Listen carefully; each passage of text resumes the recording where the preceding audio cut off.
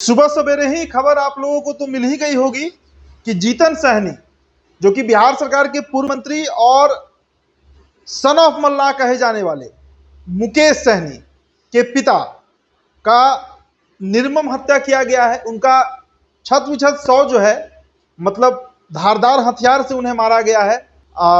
यह खबर आपको सुबह ही मिला होगा।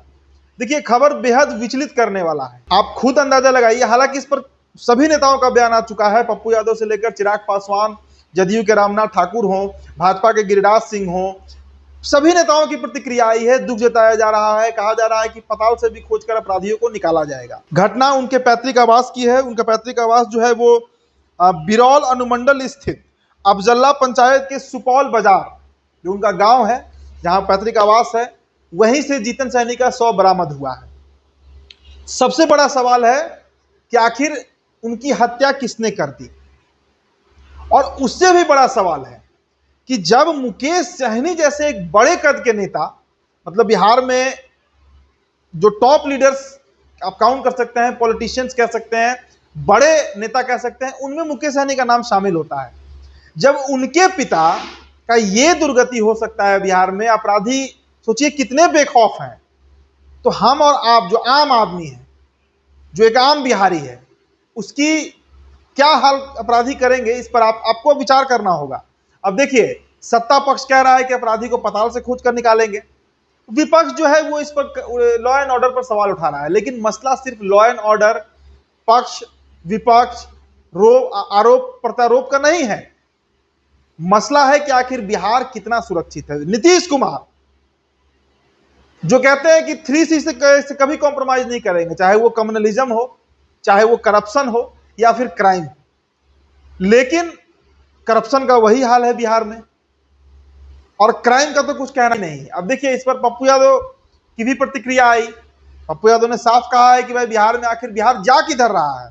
चिराग पासवान ने भी काफी शोक जताया है, श्रद्धांजलि दी गई है। मुकेश सहनी जो है वो मुंबई से रवाना हो चुके हैं और दरभंगा आप कुछ ही देर में पहुंचेंगे। शीला मंडल जो कि बिहार सरकार की मंत्री हैं, वो सबसे पहले पहुंची उनके आवास पर, जीतन सहनी के आवास पर। लेकिन इन सब के बीच जो वही बड़ा सवाल है कि आखिर बिहार में अपराधियों का मनोबल कितना बढ़ा हुआ है। नीतीश कुमार, जिनकी पहचान विकास पुरुष के रूप में हुई, जिनकी पहचान सुशासन बाबू के रूप में किया जाता है, उन नीतीश कुमार के राज में आखिर कैसे इतनी बड़ी घटना हो गई। अपराधियों को डर क्यों नहीं लगा कि कानून भी कोई चीज है, लॉ एंड ऑर्डर भी कुछ होता है, पुलिस बल भी कुछ होता है, कानून और कोर्ट भी कुछ होता है। अपराधियों ने, और सिर्फ ये ऐसा नहीं है कि उन्हें गोली मार के हत्या की गई है, धारदार हथियार से बजाते समय लेकर, और जिसे कहते हैं ना कि नृशंस हत्या, वो उस कैटेगरी में इसको रखा जाएगा। अब सवाल उठता है कि इस पर क्या कार्रवाई की जाएगी। कहा तो जा रहा है कि पताल लोग से भी खोज कर निकालेंगे। जदयू के जो मुख्य प्रवक्ता है नीरज कुमार, उन्होंने ही कहा कि यह हत्या जो है वो काफी दुखद है, और पुलिस जो है वो सभी तथ्यों की जांच कर रही है, और जिन लोगों ने यह पाप किया है उन्हें पताल से खोज कर निकालकर उनके खिलाफ बड़ी कार्रवाई की जाएगी। राजद के प्रवक्ता शक्ति सिंह यादव तो कह रहे हैं कि बिहार किधर जा रहा है, बिहार का लॉ एंड ऑर्डर किधर जा रहा है। सवाल ये नहीं है शक्ति बाबू कि बिहार किधर जा रहा है, आपकी सरकार में भी कोई क्राइम कम नहीं हो रहा था। अभी से कुछ ही महीने पहले तक, जनवरी दिसंबर तक आपकी सरकार थी, बिहार में कौन सा क्राइम कंट्रोल हो गया था?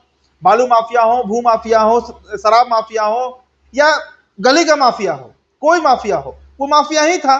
तो बिहार चरमरा चुका है पूरी तरीके से, और किसी की भी सरकार हो, बीजेपी की हो, जदयू की हो, या जदयू और राजद की हो, लॉ एंड ऑर्डर बिहार का बीते 5-7 सालों से आप देखिए तो चरमरा गया है। खासकर तब से जब से नीतीश कुमार को मोदी रोग लगा है, मतलब 2014 में जब से नरेंद्र मोदी से अदावत हुआ नीतीश कुमार का, और अल्टा पलटी का खेल शुरू हुआ, उसके पहले तक बिहार में बहुत हद तक हम भी कह सकते हैं कि क्राइम कंट्रोल था।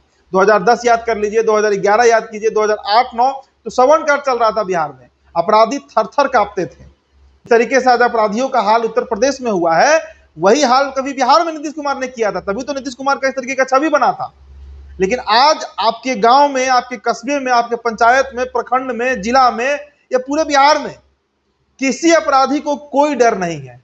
पुलिस को ताक पर रखा जाता है, कानून व्यवस्था को ताक पर रखा जाता है। गिरिराज सिंह का बयान आया, गिरिराज सिंह ने कहा है कि यह कोई हंसी मजाक की बात नहीं है, इस पर तुरंत त्वरित कार्रवाई होनी चाहिए। गिरिराज बाबू, सरकार आपकी है बिहार में, आप गठबंधन में बैठे हुए हैं, सरकार आप ही की ना है, गृह मंत्री आप ही के गठबंधन के नीतीश कुमार है बिहार में। तो आप नीतीश कुमार से कहिए, ये बयान देने से, ये बयानवीर बनने से बिहार के नेताओं को सिर्फ बयानवीर बनना है, कर्मवीर कोई नहीं बनना चाहता है। आप स्वास्थ्य का उठाकर देख लीजिए, पर्यावरण विभाग उठाकर देख लीजिए, भूमि राजस्व उठाकर देख लीजिए, पंचायती राज उठाकर देख लीजिए, सभी जगह करप्शन है।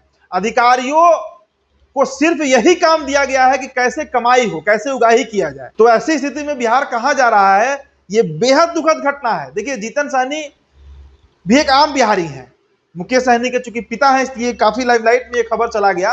नहीं तो इस तरीके के न जाने कितने सहनी, कितने ठाकुर, कितने यादव, कितने सिंह और कितने तिवारी रोज प्रतिदिन बिहार में उनकी हत्या कर दी जा रही है। घटना तेजस्वी यादव रोज फेसबुक पे क्राइम गिनवाते हैं, 20 क्राइम हो गया, 21 क्राइम हो गया। तेजस्वी जी, आप क्या इनिशिएटिव ले रहे हैं? आप उन जगहों पर जाते हैं जहां पे क्राइम होता है, या सिर्फ सोशल मीडिया पर लिखकर अपना जो एक औपचारिकता है, जो फॉर्मेलिटी है, वो पूरा कर रहे हैं? ये सबसे बड़ा सवाल है और नीतीश कुमार को तो अब सचेत हो जाना चाहिए। इसलिए हम ये बात कह रहे हैं क्योंकि नीतीश बाबू, बिहार आपसे बहुत उम्मीद करता है। बिहार को आपने वो दौर दिखाया था 2005 से लेकर 2010 के बीच कि मतलब आपके अलावा कोई विकल्प बिहारी नहीं सोचता था। आज बिहार आपसे त्रस्त हो चुका है इन्हीं घटनाओं के कारण। अब मुकेश सहनी भी आएंगे, हालांकि उनके पिता का है, काफी मतलब दुखद बात है। मुकेश सहनी के ऊपर तो एक विपत्ति गिरी है। 2 भाई हैं मुकेश सहनी और एक बहन है। बहन का शादी मुंबई में हुआ है और संतोष सहनी जो मुकेश सहनी के भाई हैं वो भी शायद बाहर ही रहते हैं। पिता अकेले रहते थे, 2 नौकर और एक ड्राइवर भी साथ में रहते थे। बावजूद इसके इस तरीके की घटना घटी है। मुकेश सहनी की प्रतिक्रिया आएगी ही, प्रतिक्रिया क्या आएगी, वो मतलब जो एक दर्द होता है वही बयान करेंगे। लेकिन ये किसी के पिता के साथ हो सकता है, बिहार में किसी के पुत्र के साथ हो सकता है, हो रहा है। तो इस पर नकेल कसने की जरूरत है। और ये सिर्फ 2025 के विधानसभा चुनाव के लिए नहीं, एक आम बिहारी के लिए, एक आम वोटर के लिए जो आपको वोट देकर सत्ता और विपक्ष में बैठा रहा है। चाहे नीतीश कुमार हो, तेजस्वी प्रसाद यादव हो, सम्राट चौधरी हो, चिराग पासवान हो, जीतन राम मांझी हो, उपेंद्र कुशवाहा हो, या खुद मुकेश सहनी ही क्यों ना हो, तो बिहार में यह बेहद बड़ी और शर्मनाक घटना है। और यह घटना किसी के साथ भी होगा, चाहे वो मुकेश सहनी के पिता हो, मुकेश सहनी हो, या गांव का एक गरीब किसान हो, सभी के लिए दर्द वैसा ही होता है, पीड़ा वैसी ही होती है, संकट उसी तरीके से आता है। तो नीतीश कुमार, नीतीश बाबू, आप इसको लेकर सचेत होइए। बिहार में एक बार फिर से आपके उसी छवि का इंतजार है जो छवि आपने 2005 से 2010 के बीच दिखाया था। लॉ एंड ऑर्डर को दुरुस्त करने की जरूरत है। बिहार के डीजीपी हो, जिला के अधिकारी हो, कलेक्टर हो, एसपी हो, सभी लोगों को अब कम से कम लॉ एंड ऑर्डर को लेकर सचेत होने की जरूरत है। फिलहाल इस रिपोर्ट में इतना ही। मेरा नाम उदित तारन है। बहुत बहुत शुक्रिया।